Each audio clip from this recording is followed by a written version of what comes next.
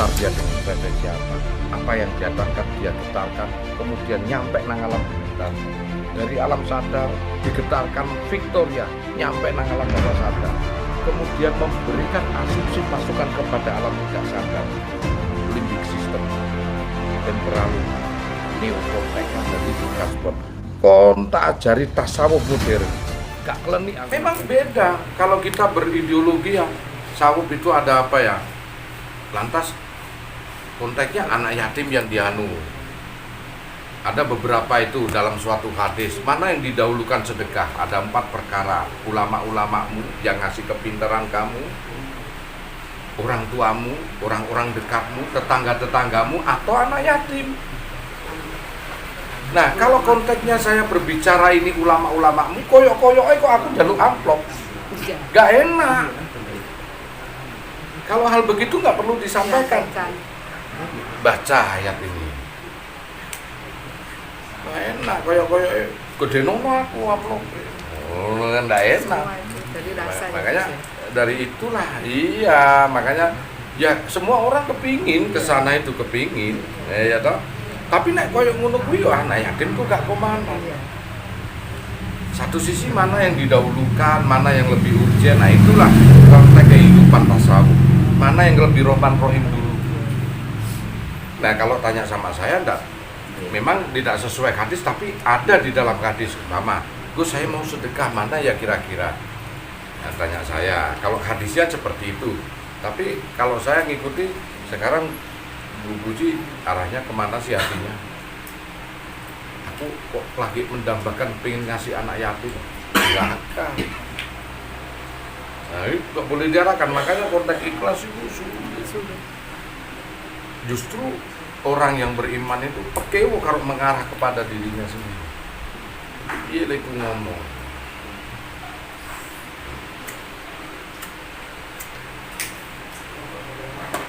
Saya ini ada ketemu sama guru saya ya.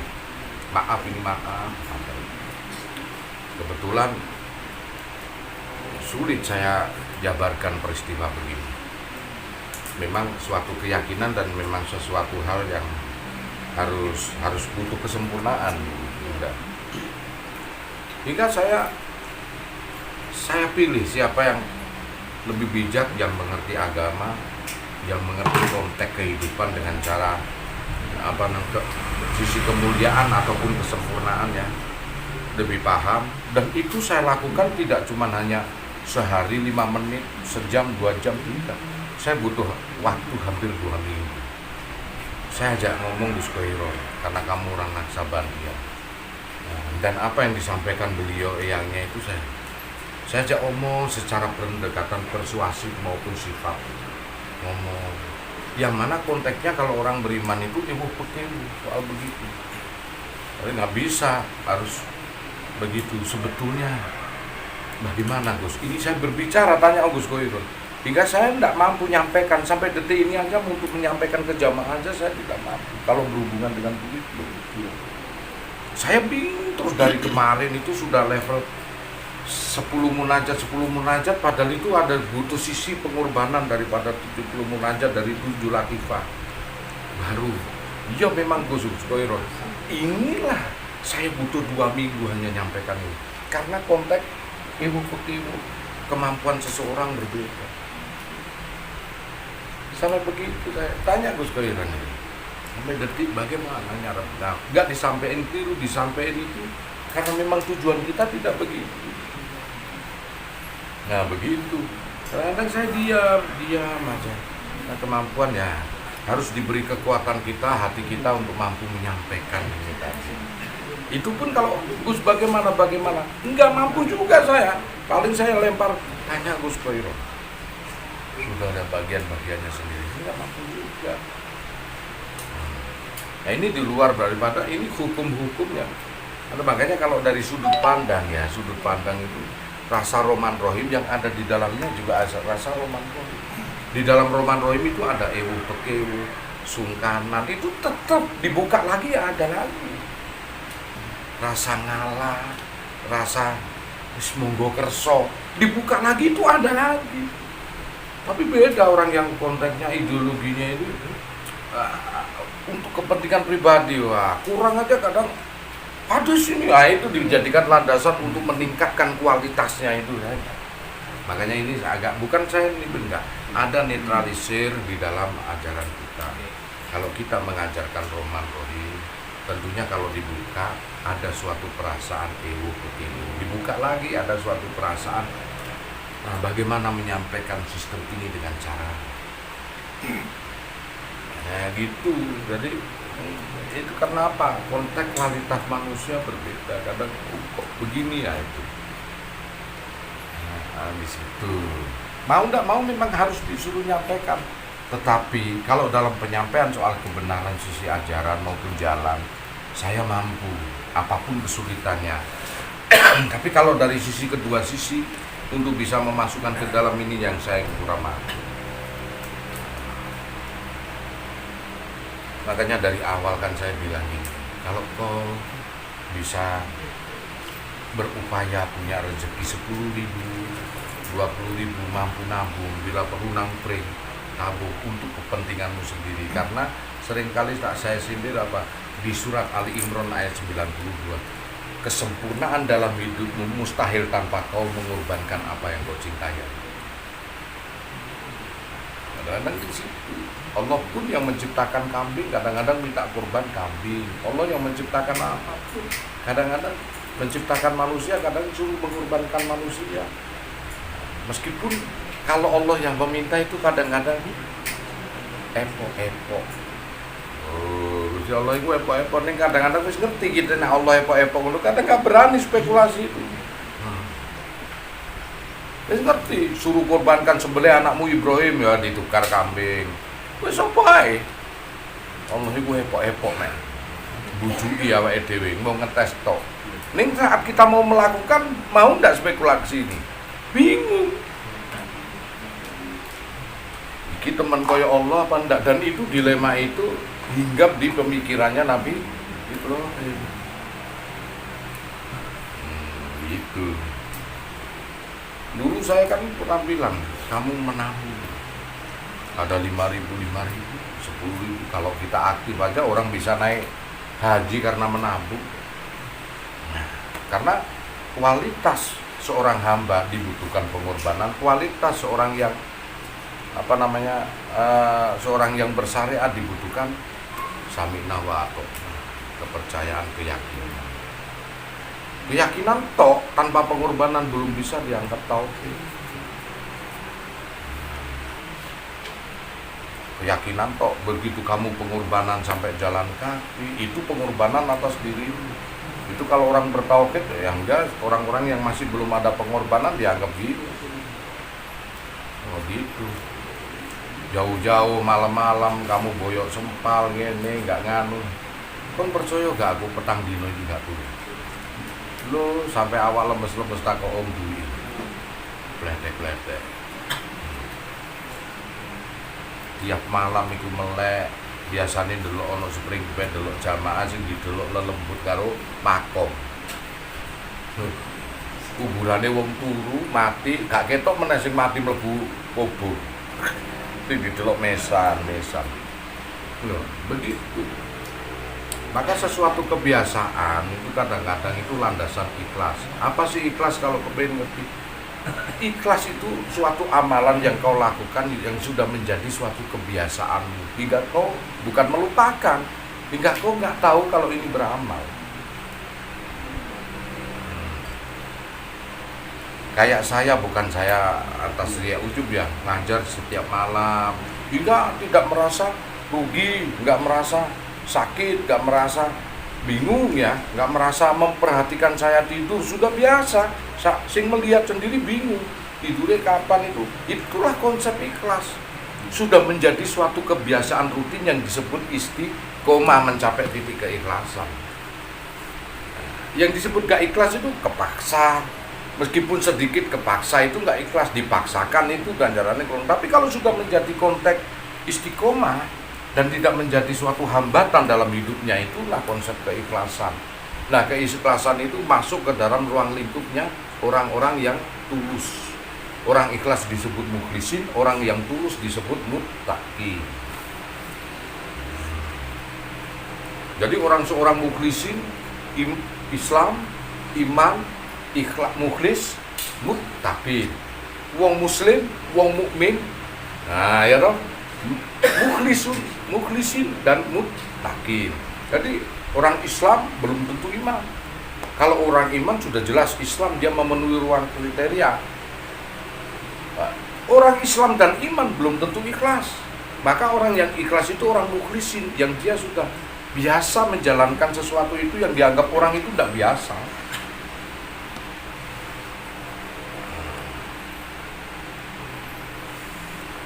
Kalau kau sedang beramal, ini ya, sedang beramal. Kalau orang keikhlasan tidak dilihat nominal, apapun bentuknya, dia sedang beramal, yang dia pikirkan nominal, itu belum dikatakan metode ikhlas. Tapi untuk mencapai kebiasaan. Tapi kalau pemikiranmu, nek, aku lewat kokene ono polisi polisi cepek, nek gak enak, itulah ikhlasin sebenarnya, meski gak ngasih. Karena nak ra ngasih ra enak, waduh, duit pas ra ono, biasanya sok ngei. Konsep itu sudah melebihi ikhlas orang mukhlisin.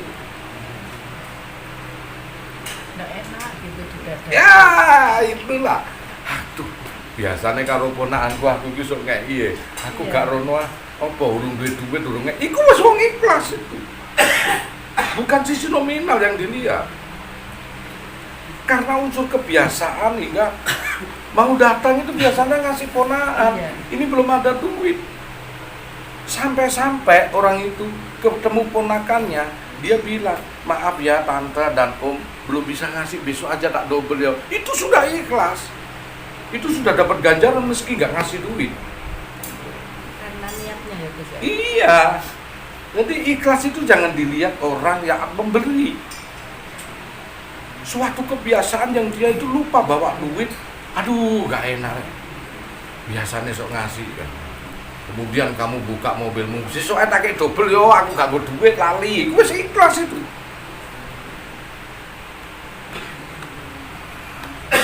Jadi suatu kebiasaan yang istiqomah, yang kowe nak nglalui itu merasa gak enak ngasih.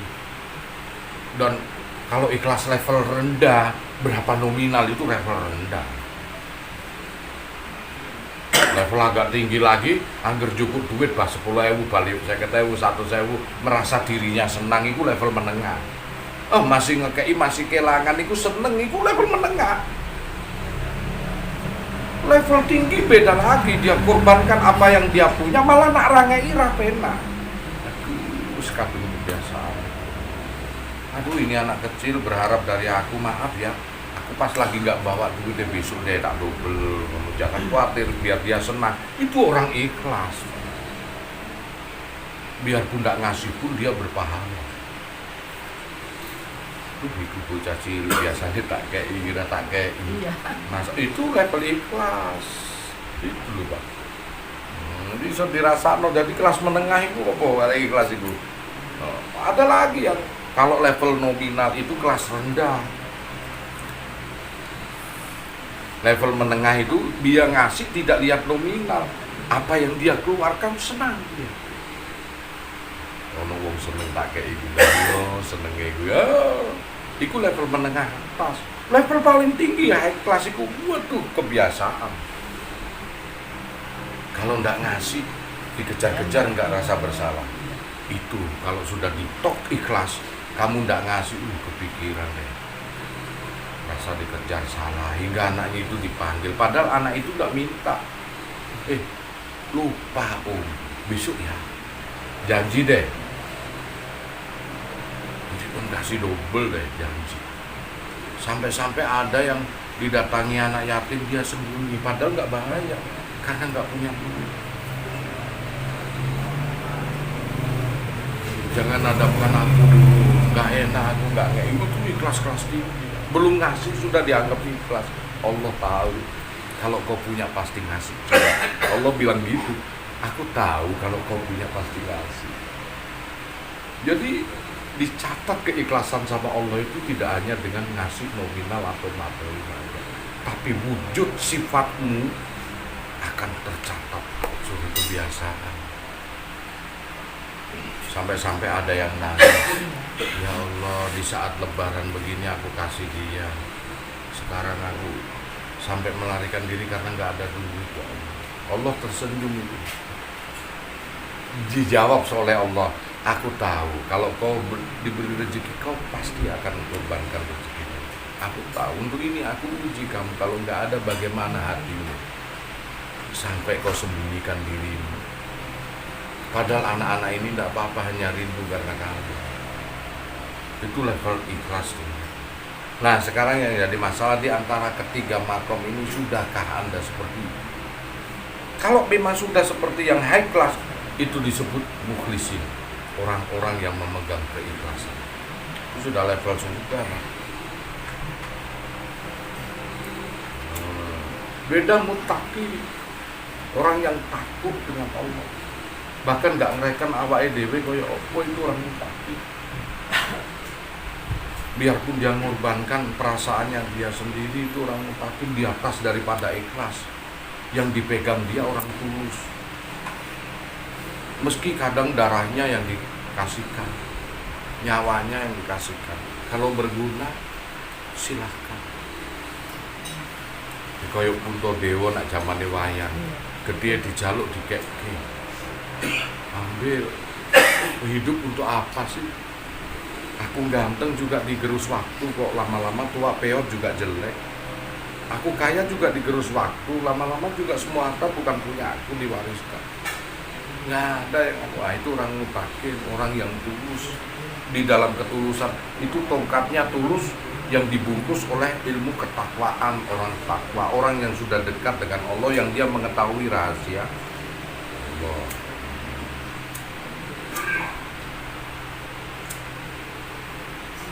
Jadi orang yang ikhlas itu ada tingkatannya, itu ada tiga. Orang yang bersandarkan materi, dia tidak eman, dia kasih apa yang dia hatinya, itu ada. Itu kelas rendah. Atau ikhlas memang suatu kebiasaan, beda lagi.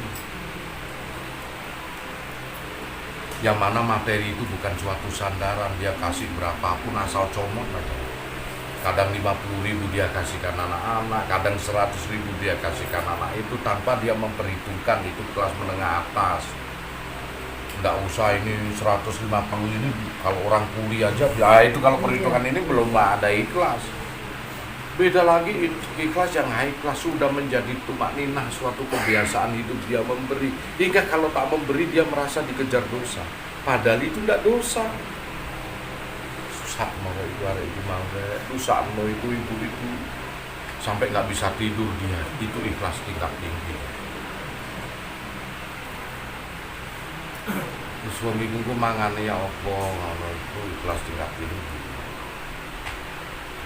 Ada orang yang tua jualan apa namanya, pisang tolong di tuku itu, padahal aku duit mek 300.000, nek 180 wis kek no kabeh 200.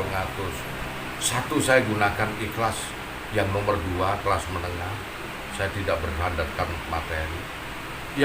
Yang ketiga ini ikhlas yang tidak ukurannya dari materi atau apa suatu kebiasaan. Bagaimana ya orang itu hidup, kok aku udah di anaknya tak sentuhin, kepikiran terus aku gitu. Padahal saya pun tahu kalau hidup itu dicatat rezeki sama Allah hingga dia. Cuman kadang-kadang pengetahuan itu sampai enggak di dalam hatimu itu. Berarti kamu mengingat-ingat amalanmu, kamu nggak ikhlas, kebalik. Kalau dari ulama sampai aku kebalik. Justru mengingatnya bukan materi. Kalau mengingatnya materi tidak ikhlas. Kalau mengingatnya rasa wujud kasihan masih berlanjut, itulah ikhlas yang tulus.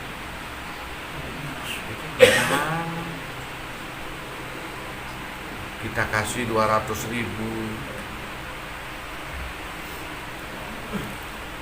nanti orang itu terus hidupnya kalau ketemu aku, mungkin dihadirkan sama Allah, mudah-mudahan, terus kita berdoa. Makanya tasawuf itu kadang-kadang kita ini juga tidak hanya materi saja, kadang kita mendoakan. Ketemu sopo, opo sing diingat, kita Fatihah berdoa. Belajar untuk mendoakan, yang didoakan nggak ngerti. Lah. Itu gunanya munajat, kadang-kadang tak perhatikan satu persatu. Nek eling itu mesti tak tanya no. Si A kemana ya? Meski ada Fatihah, ada doa, kemana ya? Nek di Arab gurune murside itu berkah.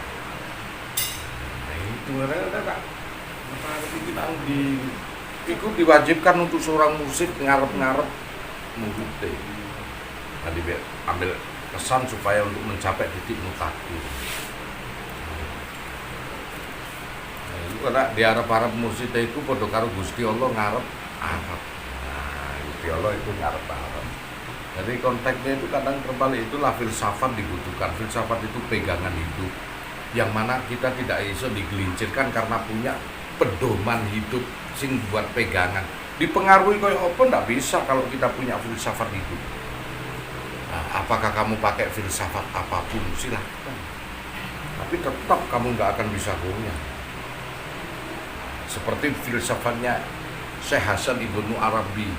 Syekh Hasan Ibnu Arabi filsafatnya simpel aja. Dalam hidup manusia itu pasti ditemui dua sisi yang sama kuat. Apa? Sisi kebaikan dan keburukan. Maka landasan orang hidup adalah pada dua sisi itu kalau untuk menilai kehidupan yang baik. Artinya apa kalau diterjemahkan? Nek ono uang itu diceritakno elek terus, itu sudah jangan masuk akal.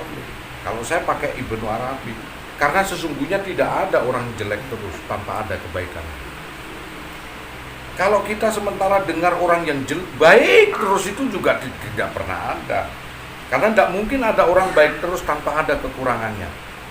Itu Ibnu Arabi, itu saya pakai landasan pedoman hidup saya sebagai filsafat hidupku. Hingga saya nggak mampu digoyang sama apa.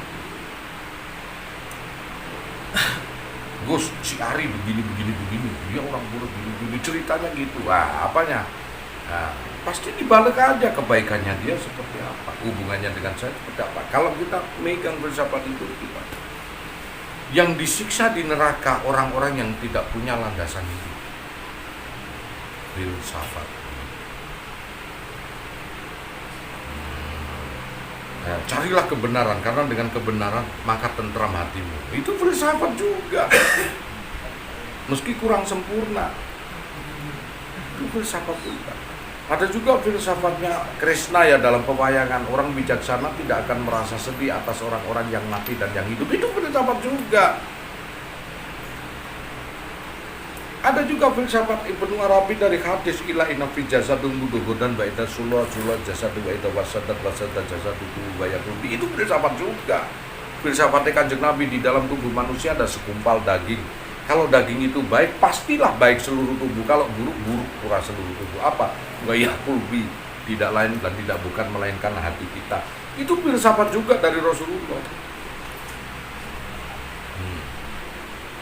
Ya kalau kamu tidak punya landasan filsafat, tidak punya pegangan hidup untuk menilai kehidupan, terus bagaimana kamu hidup? Gampang diombang-ambingkan dengan filsafatnya orang lain. Kau nggak duwe filsafat, coba bayangkan. Nah, itu ada ndak seorang kiai modelnya begitu, nggak pakai kupluk koyok Gus Anton, itu dia benar. Yang kupluan aja masih bisa keblek kok. Wah, kok nggak duwe filsafat jatuh. Tapi kalau punya filsafat itu, duren aja mahalnya begitu, bukan karena durinya. Itu filsafat hidup. Duren itu mahal itu bukan karena durinya. Kalau tahu landasan filsafat hidup, ada lagi filsafat hidup. Semakin kau dijelek-jelekan bukan berarti ini tadi filsafat, bukan berarti orang itu jelek. Cuman landasan ukuran aja untuk menyatakan dia baik. Karena landasannya apa? Kalau kau membaca ditunjuk oleh penjalin suatu rotan, maka yang kau baca tulisannya, bukan rotannya yang kau lihat. Itu filsafat. Jadi filsafat itu pegangan hidup untuk fondasi dirimu sebagai memegang potensi hidup itu supaya untuk menilai kehidupan. Nah, sampai kamu menemukan batas filsafat berketuhanan, aman kamu. Apa batasan filsafat berketuhanan? Ngikuti benua Arabi, ngikuti Ali Hasan Al-Asy'ari, Abu Mansur Al-Maturidi. Saya ngikuti Yawa wa ya ghairuhu, filsafatku. Allah bagi siapa saja, Yawa wa ya ghairuhu, maka dzatullah akan melekat pada makna orang tersebut. Aman. Maka kelak saya mengambil jurusan akidah, akademinya akidah tasawuf. Maka yang dites adalah universitas tasawuf, bukan yang lain.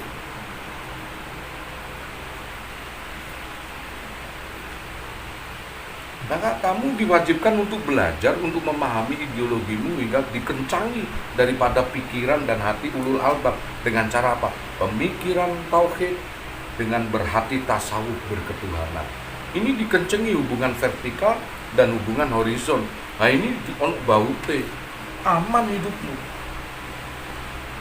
Aman. Filsafatnya apa? Yang kita pakai dalam hidup, pondasi hidup. Sama juga, hukum yang kamu pakai selagi kau warga negara di Indonesia apa? Kamu harus memegang filsafat Pancasila. Jangan lepas dari 5 sila. NKRI harga mati, Cak. Jangan lepas dari Pancasila. Demikian Islam, jangan lepas dari filsafat Muslim. Syahadat, sholat, puasa, zakat, haji. Jangan lepas pula dari konsep iman, percaya kepada Allah, malaikat, nabi, kitab, takdir, hari akhir. Jangan lepas pula dari konsep ihsan, seolah-olah melihat Allah, kalau nggak bisa Allah melihat di dirimu. Itu aman. Jadi nggak gampang digoyang. Nah, kalau kita tidak punya landasan filsafat, maka apa? Gampang sekali kita digoyang. Dikei Indomie kok gelem melok aturan liya lho. Engko susah meneh dikei wong ngono kuwi, nek londo menang melu londo, Jawa menang melu Jawa. Lho iku akhirnya sifatnya apa? Munafik. Golek enake dhewe, plin-plan. Kono ngomong A nang kene ngomong B, nambah-nambahi perkara dan lain sebagainya. Gitu. Satu filsafat yang paling bagus, fitrahnya manusia itu, orang laki itu adalah memberikan suatu kewajiban, kata Ibnu. Menjadikan amanah itu dipegang kuat bagi dia. Maka dibalik, jangan kamu hakmu dulu, kewajibanmu dulu penuhi, hakmu akan mengalir. Gitu. Jadi kenapa kok Gus ini ngajarkan begini? Satu potensi yang akan diberikan sama Allah, sudut pandangmu dulu filsafat. Kamu bisa beralih fungsi tidak dulu sudut pandangnya bersyariat dengan bertasawuf. Nah ini,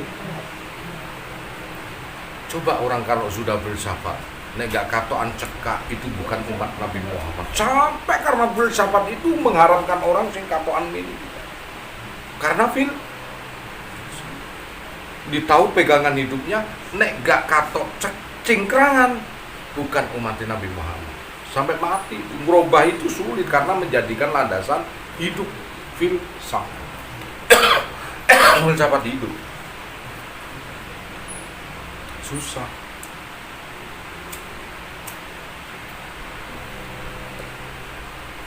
Terus bagaimana Gus sulit?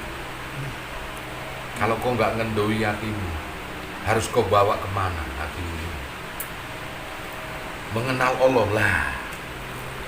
Konsep mengenal Allah harus kau kemanakan sekarang. Batasan amal itu kita itu bebas, dan batasan amal kita itu tak terhingga, dan jelas-jelas itu surga. Tidak lain dan tidak bukan mengenal Allah, kenal Allah. Udah.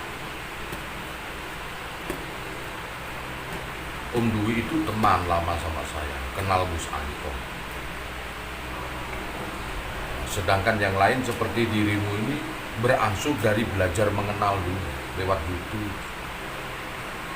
kemudian berjalan toreko, terus kemudian HKKT nunggu nang omahku, terus kemudian kenal Gus. Kamu ada terbatas di situ. Bagaimana orang yang kenal seperti Om Dwi sama saya, dia masuk rumah seperti enak, kamu pilih. Oh iya, dia teman lama. Apa yang dimaksud? Sudah lama kenal Gus. Hingga rambu-rambu batasan yang tidak dimiliki oleh orang lain, dia miliki.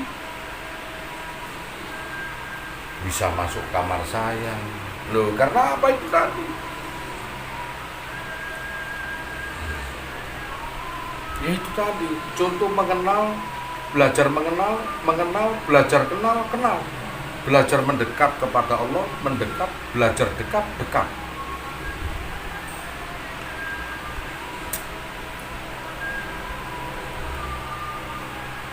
Begitu kan.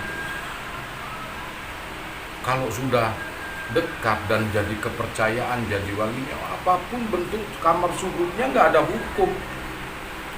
Ri, tolong dijogo rumahku ya. Ada siapa saja yang memang itu tidak ada izin dari aku dan kamu dan aku, maka kuasamu, itu kamu sudah menjadikan seorang wali, dititipkan. Maka tidak ada hukum atasmu itu buka kamarku juga, bersihin karena atas izin. Nah, ini nggak taunya keluargaku datang, adikku, adik kandung, yang kamu nggak kenal, dia masuk kamarku, masuk rumahku, masuk kamarku, kau pukul lari, salah ndak kamu? Nggak akan disalahkan. Kalaupun adikku ngebel, tak belno masku, mas aku dikampleng ambek sing jaga omahmu, sopo hari, lah kena opo? Aku mau buka kamarmu, wah, kau nggak ada izin, dah harus keliru. Wong iki wis tak kuasa no omah iku, tak walikan ke hari. Seorang waliullah tidak bisa kamu nilai secara hukum, karena alam semesta ini sudah dikuasakan oleh Allah, baik buruknya apa katamu. Makanya namanya wali, disebut waliullah. Bahkan seorang wali pun membunuh itu halal untungnya, yang kamu nggak boleh niru. Dosa itu. Nabi Khidir, kamu nggak bisa niru. Kamu butuh dekat dengan aku kalau kamu dikuasakan atas satu rumah lagi. Dan tentunya yang saya jadikan wali, wakilku untuk menjaga rumahku yang satu adalah orang-orang yang terpercaya dan aku kenal. Tentunya yang jadi wali itu adalah orang-orang yang sudah dekat dengan Allah. Maka yang katamu itu halal, itu haram, tidak berlaku untuk wali. Di situ bos, ini nabdabur namanya. Di tasawuf modern gini terkuak semuanya. Katanya Pak Kiai tadi, jodoh itu tidak mesti harus dicari. Kalau nggak dicari, nggak akan ketemu. Kalau saya boleh bilang, jodoh itu tidak lari kemana. Tanpa dicari pun melaku nggak kebingungannya, nak jodoh ketemu nggak. Ya. Bingung dong, bingung. Jadi jalankan aja sesuai pengertian makom.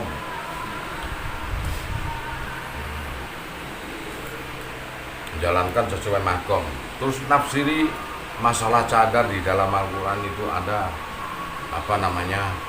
orang itu nggak boleh memilih, tapi pun juga harus memilih. Bahkan bagaimana dia cadar, apakah cantik atau enggak dia dilepeh gini-gini, di hadis itu ada memang. Tetapi hadis itu kenapa bilang begitu? Wih deh, orang Arab itu paling biadab. Maaf, itu di shooting di sana. Bukan orang jahiliyah aku maksudnya. Enggak menghina orang gitu. Orang zaman dulu jahiliyah apapun bentuknya itu paling biadab deh. Ono sing ayu sugih sithik ngono, ayu sing liyane sing wis expired dibuang depenan ta. Makane Rasulullah iku ngatur ngono. Wis rasa ngono mesake sing liyane. Pokoke anggere kowe yakin ora, wis yakin iso ayu dhewe, ayu tenan. zamane Rasul, nak zaman saiki kowe bocah kan. Ya ono milih kucing dalam karung. Ya enggak, memang zaman dulu itu gitu. Kayak perdagangan deh. Sampai Rasulullah ngomong sekali gawe yo cadare gak apa-apa wis nurut tok rabi ambek iki wis ngono. Nek ora ngono, sing elek-elek mesake ora payu. Ora payu. Kadang-kadang sebenarnya ngercek. Karena saking gitune itu sampai Allah nurunkan kesan. Sekarang mate Rasulullah rasane ingsun rasane menungso dikek kesan. Kadang wong ganteng entuk wong elek. Loh, wong barat turis iku aja ngenyek wong elek kok. Senenge kalah karo babu-babu. Ya ngapunten nggih, ngapunten. Karo wong ayu-ayu wis ora doyan. Panang kono nggone wong ayu kok. Wong wedok-wedok Jepang iku goleke langsung lebus-lebus ireng-ireng ngono kuwi. Sing rambuté ra gunung iki. Mbok putih, mbok ireng, mbok disempit, mbok apa iku wis rusak gak karu-karuan malah dipek bojo karo wong Jepang. Ana sing ganteng-ganteng putih-putih nang Jepang akeh. Adelok nang Bali. Kok nak kon kepengin itu wong turis-turis elekno awakmu. Anak ganteng-ganteng koyo awakmu ngono wah ora bakal dipilih. Nang kono wis bosen. Iya, Bu. Nah, ngono.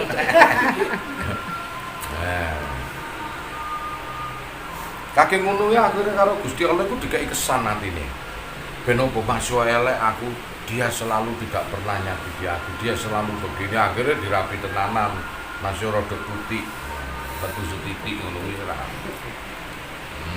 Ngono akhirnya itu tadi dikasihlah kesan sama Allah. Kalau dulu enggak.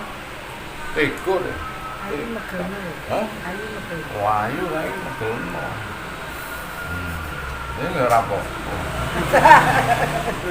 Elek nak ngapes-ngapes iki malah apes. Ayu rada megelno anggere entuk. Urip iku gawe santai bae.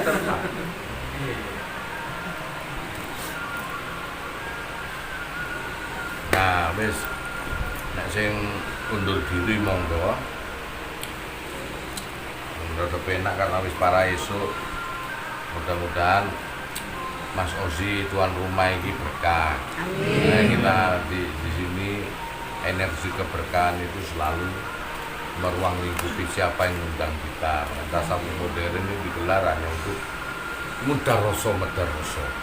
Rasa sing api-api, rasa sing kasih sayang. Kadang tidak cukup dengan doa deh. Kumpulan begini yang tadinya saling sambung silaturahim itu bisa mendapatkan jodoh, bisa mendapatkan rezeki, bisa mendapatkan kebaikan, panjang umur. Amin umri wasaya jusati waktu hajat. Dari semua hajat deh. Makanya dibutuhkan safari tasawuf modern ini tidak lain dan tidak bukan hanya untuk sambung rasa, yang satu, yang kedua silaturahim yang disarankan Kanjeng Nabi. Nah, kita menunggu dari saudara-saudara kita nanti supaya lebih berkah. Kadang diri kita berkah, rumah kadang belum tentu berkah. Nah, itu rezeki belum tentu berkah kadang-kadang. Makanya sandang pangan dan papan itu harus sama potensinya. Nah, istilahnya nek wadah iki bobot isine iku kuat, wadahnya harus kuat. Nah, enak dibentuklah suami istri harus kuat, satu akidah supaya apa enak ngaji, diajak ngaji bareng itu ya itulah yang disebut sakinah, mawardah, warohmah. Sakinah bisa saling mencintai, mawardah bisa saling memaklumi, mewadahi kekurangannya masing-masing, itu mawardah. Warohmah bakal entuk kasih sayangnya Gusti Allah. Dadi nek awakmu itu sang istrimu iso mewadahi kamu, memakluminya, sang suami juga bisa memaklumi istrinya, maka itu yang disebut mawardah. Isok madahi, isok nerimo kekurangane, akhirnya mendapatkan. Kalau sakinah tetap saling mencintai, berawal karena kita jodoh, saling cocok dan saling mencintai, kemudian mawardah bisa saling menerima kekurangannya, baru mendapatkan cinta kasih dari Allah. Nah, mudah-mudahan Mas Ozi ini nanti akan mendapatkan ya. Amin. Mudah-mudahan. Wis rek. Teh. Amin.